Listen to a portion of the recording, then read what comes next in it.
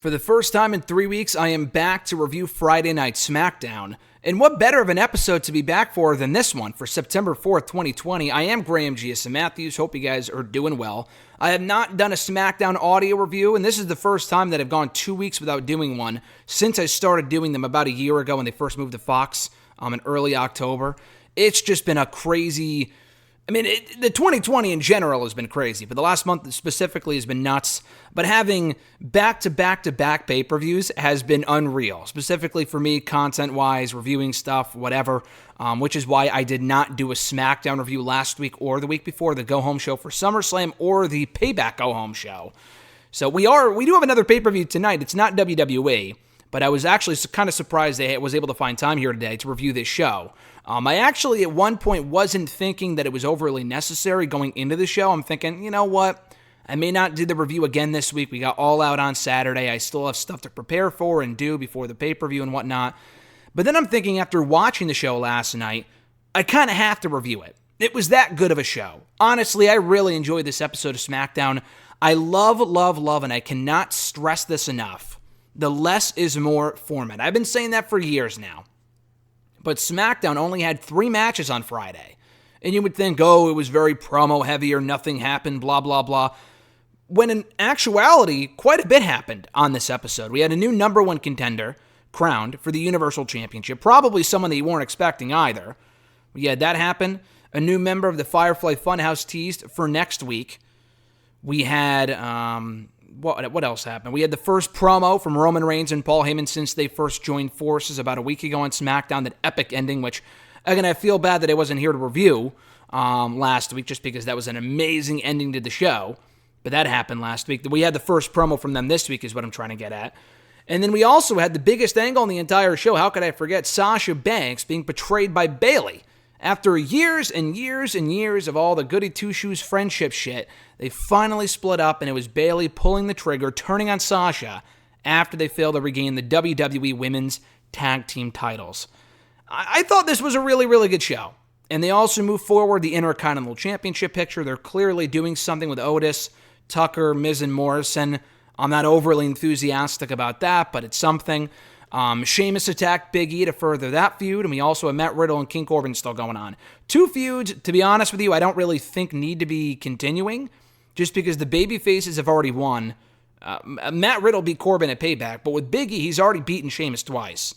So, I gave Sheamus his heat back, I guess, but really, how much more do we need to see from the feud? So anyway, this may not be a long review just because there's really not a lot to talk about in terms of me ranting or this was shit. I really, really enjoyed the show. And usually when I have stuff to praise and it's a good show, then my reviews don't last long just because I enjoyed what they did. I'm looking forward to seeing what's next. And that's about it. There's nothing to sit here and rant about. So this might be a shorter review. Watch it end up being 50 minutes, but I also got to get going soon as well. So we kicked off the show with Roman Reigns and Paul Heyman explaining their partnership, explaining their alliance. So it was a week ago on SmackDown, we had one of the best endings to any WWE show, probably in 2020, if not beyond. With Adam Pearce approaching Roman about the contract for the Payback main event, the triple threat no holds barred match, which was already no holds barred anyway, but whatever, for the Universal Championship. And he said he's going to go into Payback, take back that championship that he never lost. That's not a prediction, that's a spoiler. Before looking over to his side to reveal that Paul Heyman was sitting there on the couch alongside him. What a great fucking ending. And I will be the first to admit I was wrong. I was wrong when we first saw Roman back at SummerSlam. I wasn't shitting on it. And if anything, I was excited.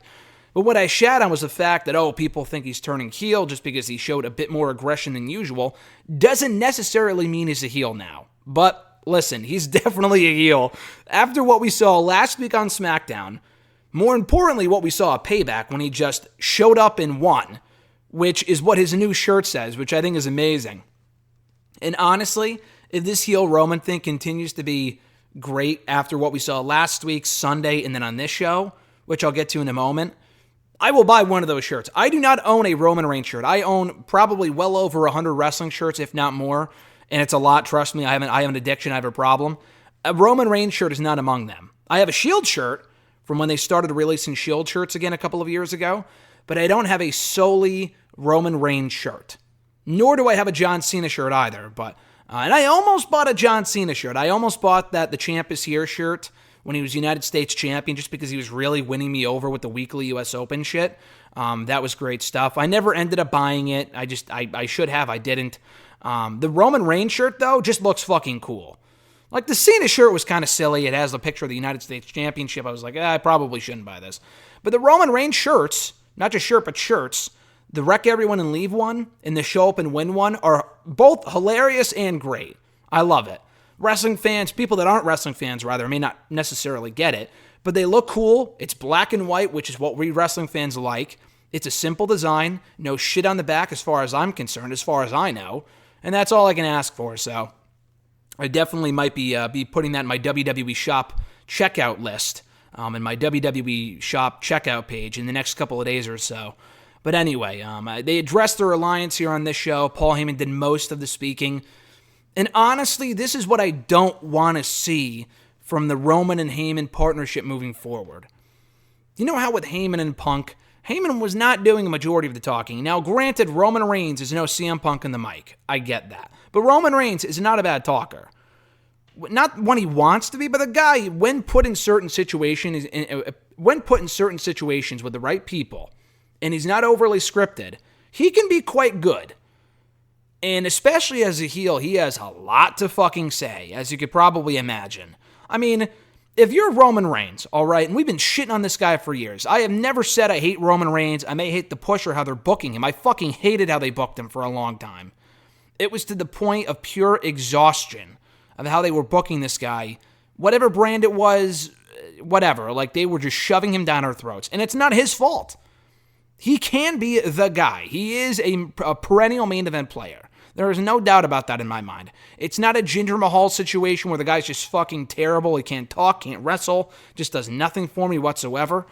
Roman has a great look, obviously, but he can also talk and he can wrestle. The guy is essentially John Cena, to the point now where people are like, oh, Cena's got terrible mic skills. Not that everyone was saying that, but there was a point many, many years ago where people were like, oh, he can't talk, he can't wrestle, you can't wrestle. And then he went on to have great matches with practically everyone he was in the ring with. The occasional stinker, but the same can be said for Roman. And that's not their fault. It's usually the creative situation they're put in and stuff like that.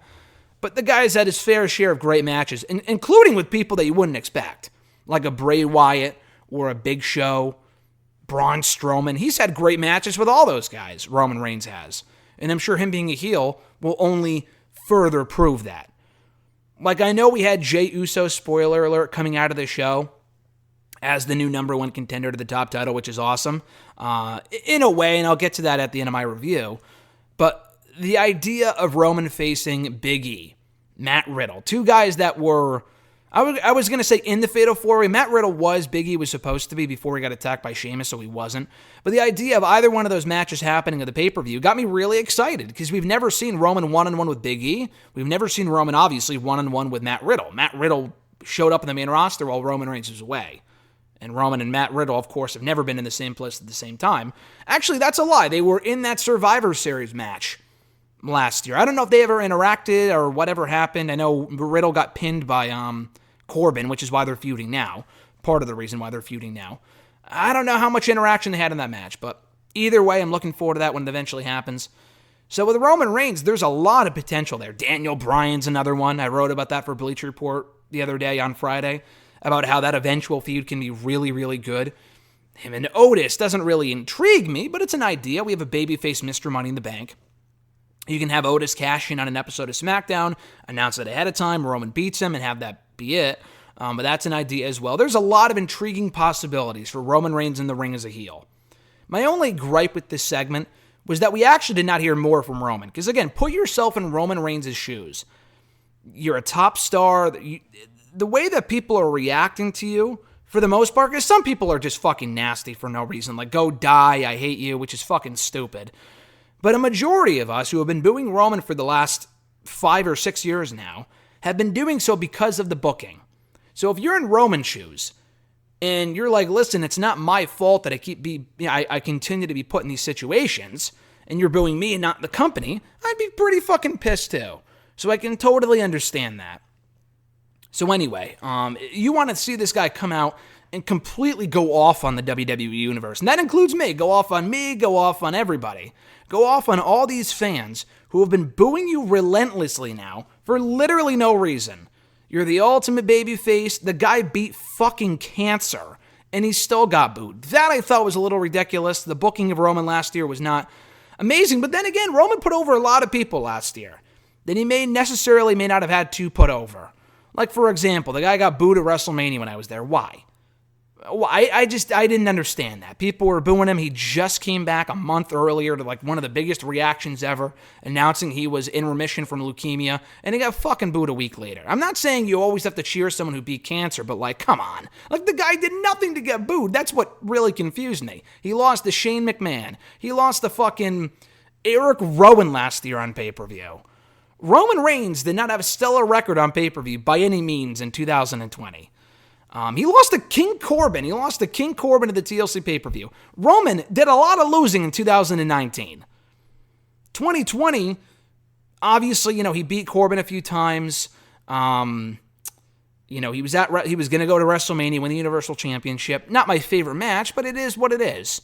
It's not his fault. So I want to see this guy come out here and completely shit on everybody. We got a little bit of that here. We heard from him. It was good for what it was. It was a short and sweet promo.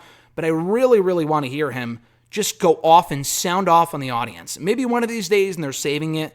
But I don't want to see this be a situation where it's Brock and Paul Heyman, where Paul Heyman does all the talking for Brock. And Brock will occasionally chip in with a one-liner every couple of segments or so. Roman, that should not be the case. Roman can talk.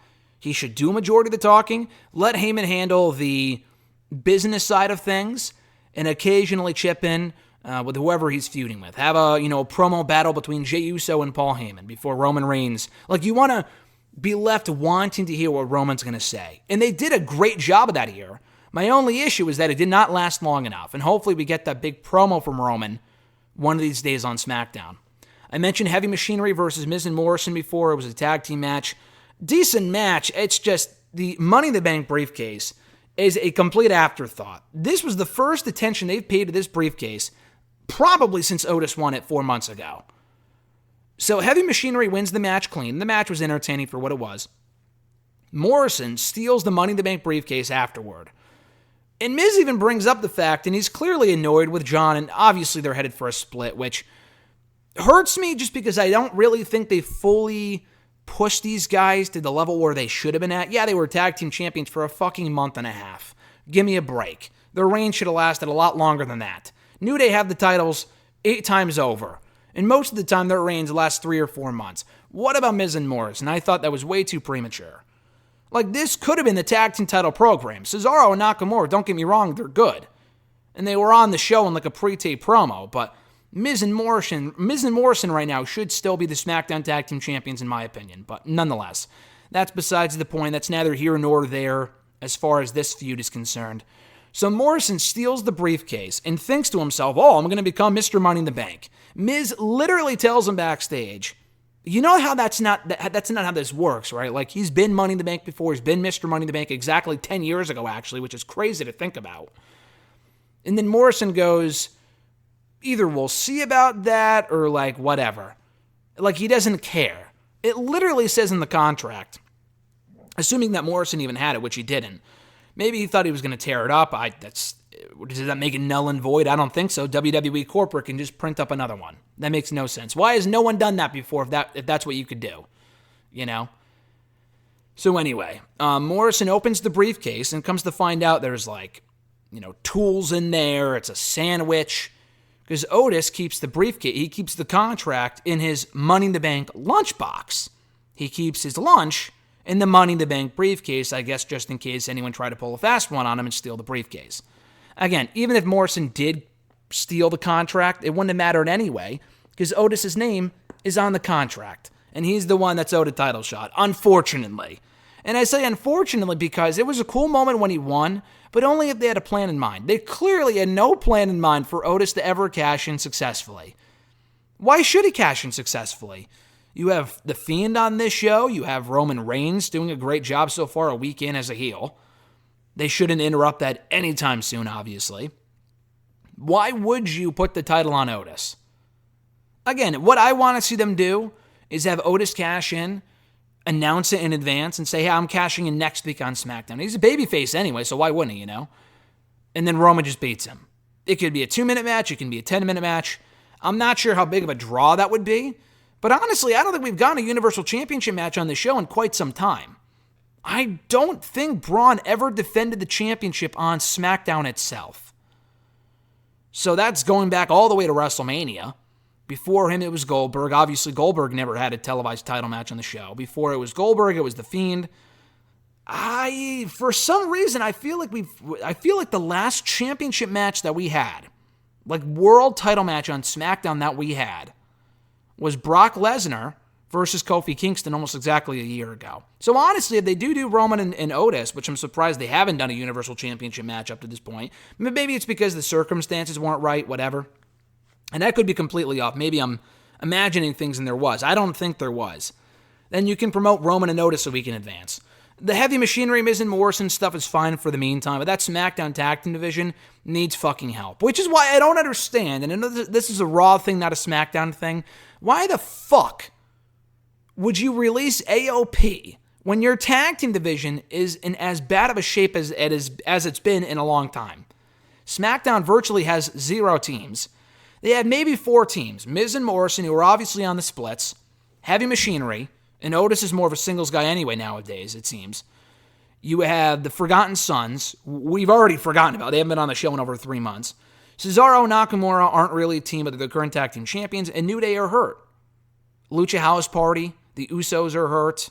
The Lucha House Party just got their shot and lost. You need more fucking teams. Why would you release AOP? The Raw Tag Team division, by the way, might be even worse. They have the Street Profits, Andrade and Garza, who again aren't really a team and probably aren't for the long run. They're probably splitting up soon. The Viking Raiders, who have already gotten their shot and lost. And then, Cedric Alexander and Ricochet? When was the last time they won a match together on Raw?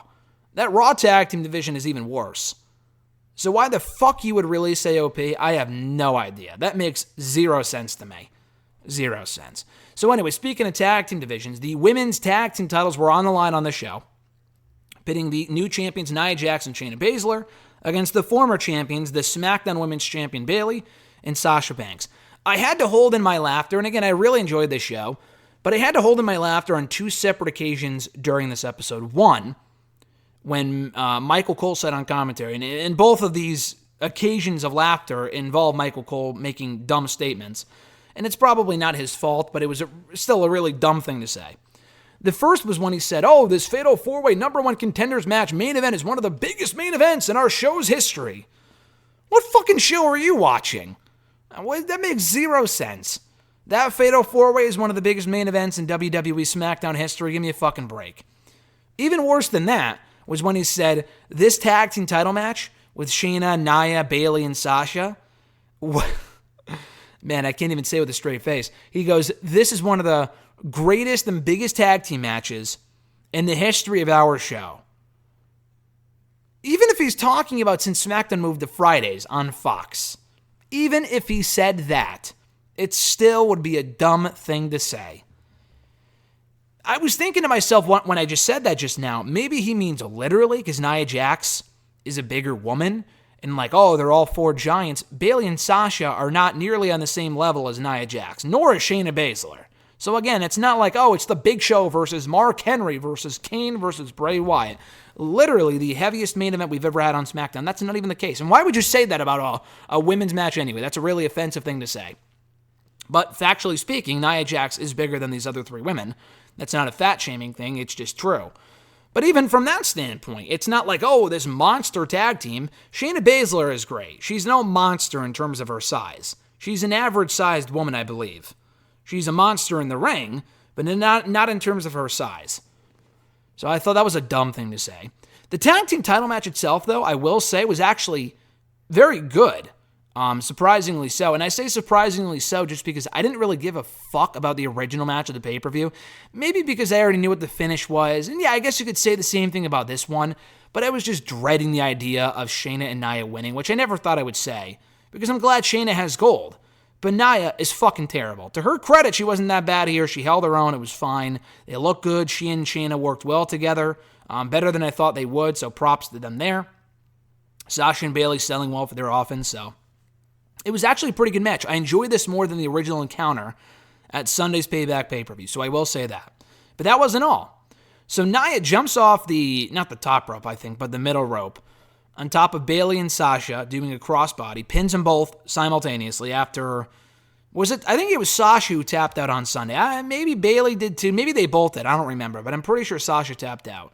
Either way, they both get pinned here. That was it. Or so we thought.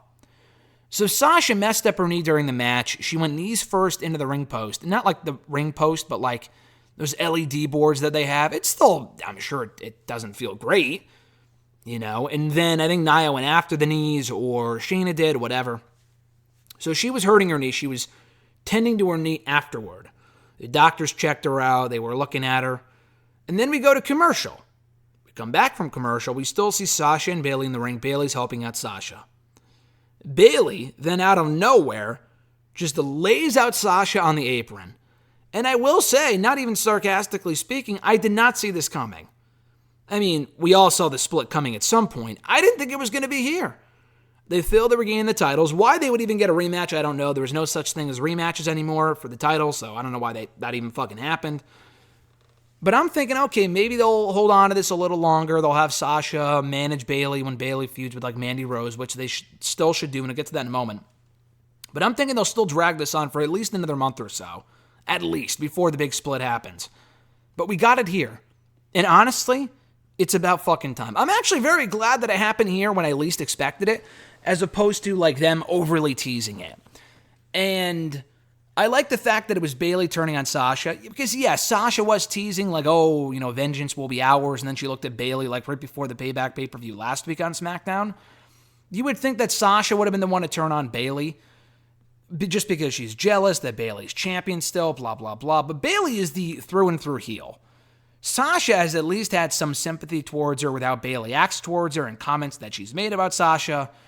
And the weird thing, and I saw this great tweet on Twitter this morning about how we could have never predicted in 2015 that Bayley would be way better as a heel on the main roster and Sasha would be way better as a babyface. Now, I love heel Sasha, and I hope we do get it again at some point, assuming she's not a tweener when she comes back. She could still keep, like, the dope theme song and shit, I think. She doesn't have to go full-on, face. Like, the whole, it's boss time, like she was before she went heel a year ago. Which I still think Michael Cole still says it's boss time, which is fucking terrible. That's not her fault. That's a WWE Michael Cole Vince thing, but anyway.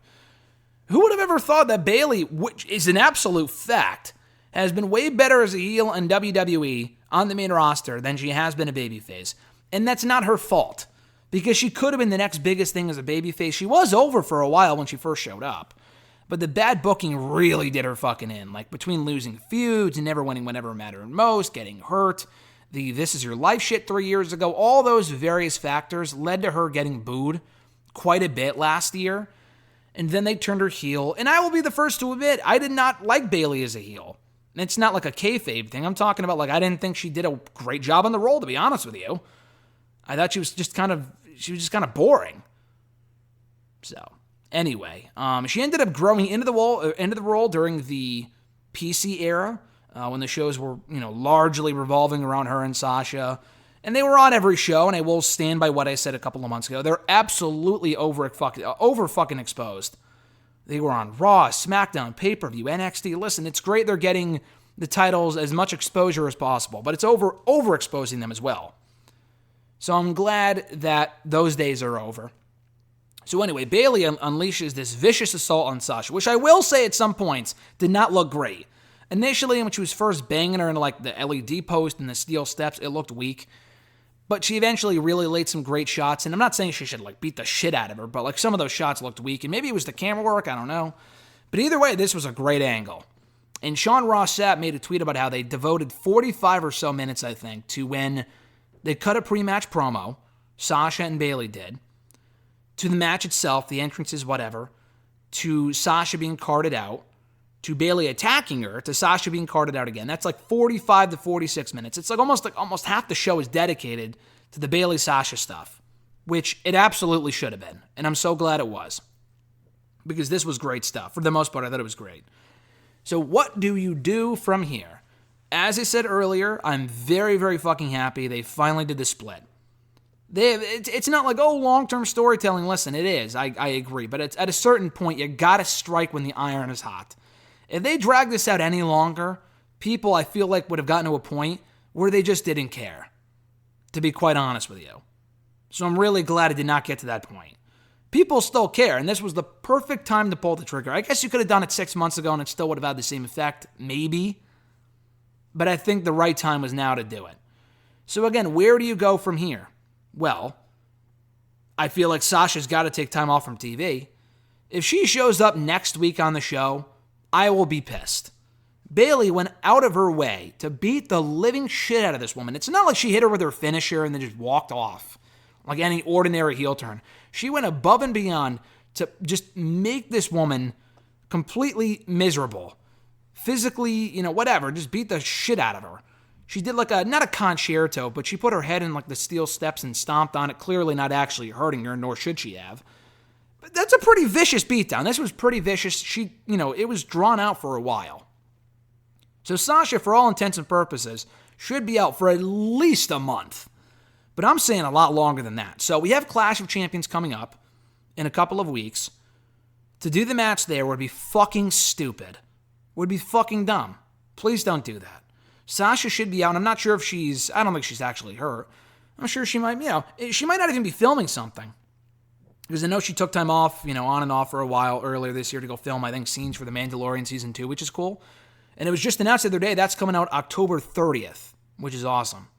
And I can't wait for that. Looking forward to seeing Sasha on the show as well. It might just be a case of like, listen, we don't want you on TV right now. We're going to take you off TV for a little while, which I think is smart. And even if she's not filming something or doing something else, take her off TV for like a month or two. I would say at least 2 months. You got Clash of Champions later this month. That's way too soon. I know all the champions have to defend their championships. Bayley should be no exception, obviously. But what I would do, we haven't seen her since SummerSlam, but I would have her face Mandy Rose. Mandy Rose just beat Sonya. We've never seen, I don't think we've ever seen Bayley and Mandy one-on-one ever. And if we have, it's been a long time. Definitely not with Bayley as a heel and Mandy as a face. So that to me makes the most sense. Obviously, you have Bayley win. But Sasha comes back, and I guess they could do it at Hell in a Cell. The question is now, when do you do the match? How long do you drag out Sasha being gone for? And again, you can't wait too long, but it also can't be too short. I could see them doing the match at Hell in a Cell. I hope they don't. I really hope they don't. They've already had, some 4 horsewoman matches inside the cell. They did Bayley. Bayley's the only 4 horsewomen to not compete in a Hell in a Cell match. They did Sasha and Charlotte, obviously, 4 years ago. And they did Becky and Sasha last year. Sasha lost both times. I don't think Sasha should be beating Bayley inside Hell in a Cell, but she also should not be going 0-3 inside the cell. So I think that's too soon. I could absolutely see them doing that, which is on November 1st. I could see them making sense. I don't want to see that. After that is Survivor Series. Survivor Series would be great. The only issue with that is that Survivor Series usually has that Raw, SmackDown, NXT theme. And last year it was very entertaining. I don't see them putting that on hold for a SmackDown women's title match between Sasha and Bayley. I see that match probably not Bayley. I guess they could do Bayley and Asuka again at Survivor Series, but I really fucking hope not. I really hope not. But Bayley, Asuka, and Io Shirai would be interesting if Io Shirai is still champion by that point, which he probably should be. Anyway, what I would do, if they're not going to bring back Sasha anytime soon, which they shouldn't, you have a December pay-per-view, which I think is TLC. Could you do it there? I guess. You could do the first match of the Rumble. Could you do a scenario where you do Bayley and Sasha at the Rumble, which we're talking 4 months from now, so that seems like a long time to drag this out for. And Bayley, again, has already beaten everyone. Do you keep the belt on her for 4 months straight? I don't know. Unless they do a draft and they get some women from Raw. I don't know. So anyway, you could do a match of the Rumble, and then Bayley wins, and then maybe Sasha wins the Rumble and gets another title shot at Mania. Kind of like what we got with Becky a couple of years ago, where she lost earlier in the evening to Asuka, and then she won the Rumble. Yeah, I guess you could do that, but it might be even better if Sasha just were to return and win the whole thing. I think that'd be kind of cool. Becky's won a Rumble. Charlotte's won a Rumble. It's Sasha's turn. Sasha's like the only woman. I feel so bad for Sasha. And Sasha's great. She's never won a Royal Rumble. She's never won the briefcase. She's never won, really. I mean, she's been Raw Women's Champion 5 times. It's not like she's been a loser, but none of those reigns lasted long. She's a 2-time tag team champion. That's great, but she needs some singles glory for an extended period of time. She hasn't won any tournaments as far as I'm concerned, as far as I can remember. She needs something to hold on to for a while.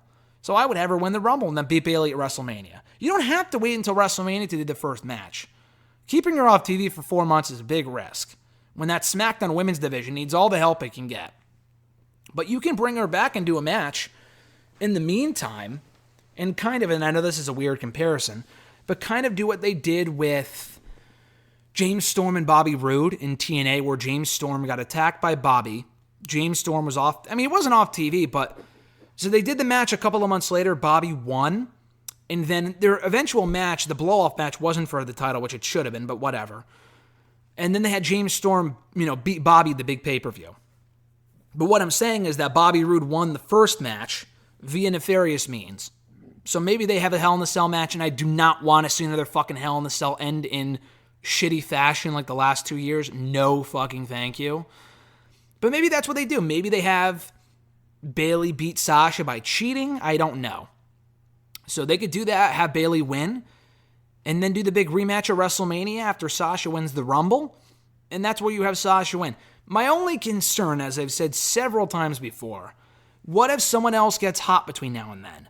What if someone gets hurt between Bayley and Sasha? What if, I don't know, what if something happens where they don't do the match at WrestleMania again?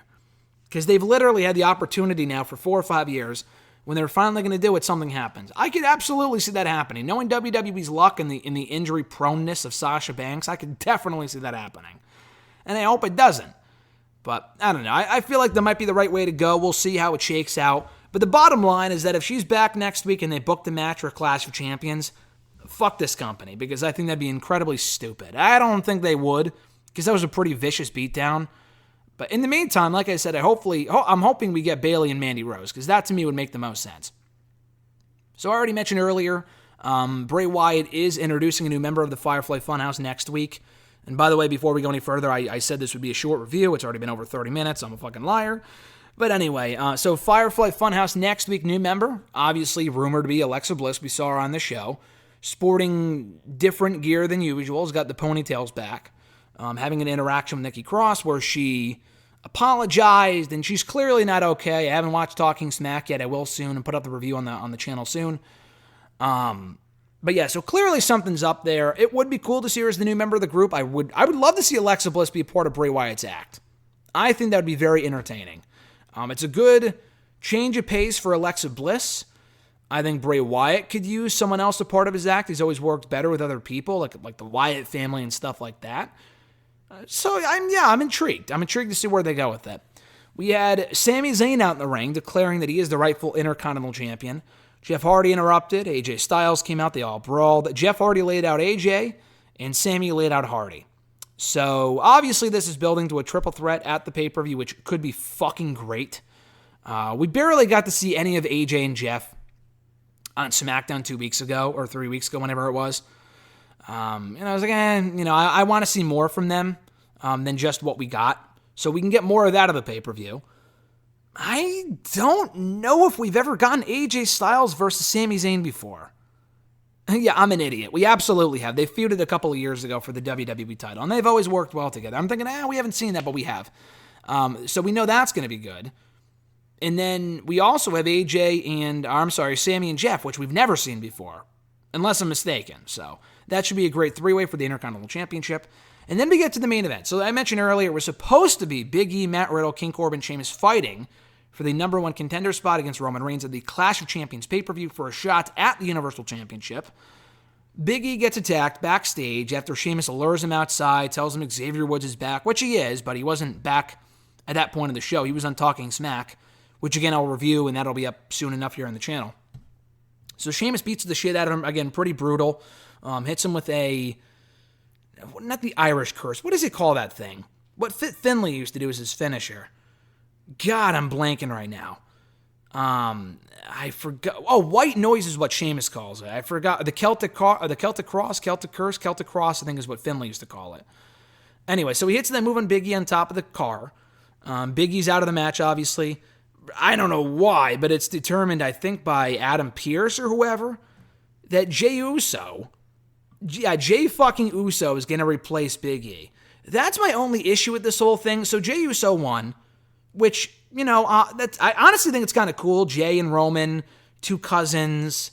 There's a lot of story potential there. Jey did confront Roman earlier on in the show, saying, what's up with your recent actions? So from a storytelling standpoint, it can be really good. The match can be fine too. The problem, a few different things here. Actually, three different things. One, what the fuck did Jey Uso do to deserve an opportunity in this match?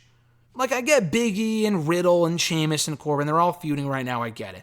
Jey Uso, as far as I can remember, has not been on the show in at least 2 or 3 months. I feel like we saw him in that Battle Royal, like in May. That was a while ago. He was in a Battle Royal. He may have been a lumberjack or something recently. He's been on the show here and there, but not as a regular whatsoever. It just comes completely out of nowhere. It doesn't matter if it's Jey Uso or, like, he's not even a big star. That's the issue. Like, if it's like a returning Daniel Bryan, it's like, okay, the guy's the former world champion. Jey Uso has legit never done anything on his own. Ever. So I just don't see why he's in the spot, aside from it making sense from a storyline standpoint. He shouldn't have been in the 4-way.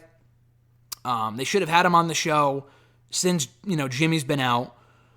I don't know. I just don't really understand it. So if they were going to do this, I know they really can't plan for this shit, but he should have been on the show in some form for the last couple of months. This was supposed to be his big return, but then why is he in a fatal... Like, why Jey Uso and not, like, Mojo Rawley or something, which I don't want to see, obviously. But it would make probably more sense because Mojo's been on the show more than Jey Uso has. And maybe we'll come to find out Paul Heyman pulled the strings. He was the one who got Jey in the match because Roman wants to attack Jey because he knows he's easy pickings if he wins. That would be cool. That would make sense. I don't expect him to go down that route. The 4-way was actually fun. I thought it was a great main event. And don't get me wrong, I'm not shitting on the Jey Roman idea. I think it's interesting. And I do have faith that they'll do right by it from a promo standpoint. It could be a lot of fun. It just really is random as all hell. So I thought that was a little odd. But it was a cool outcome. It was a cool finish that surely no one was expecting coming into the show.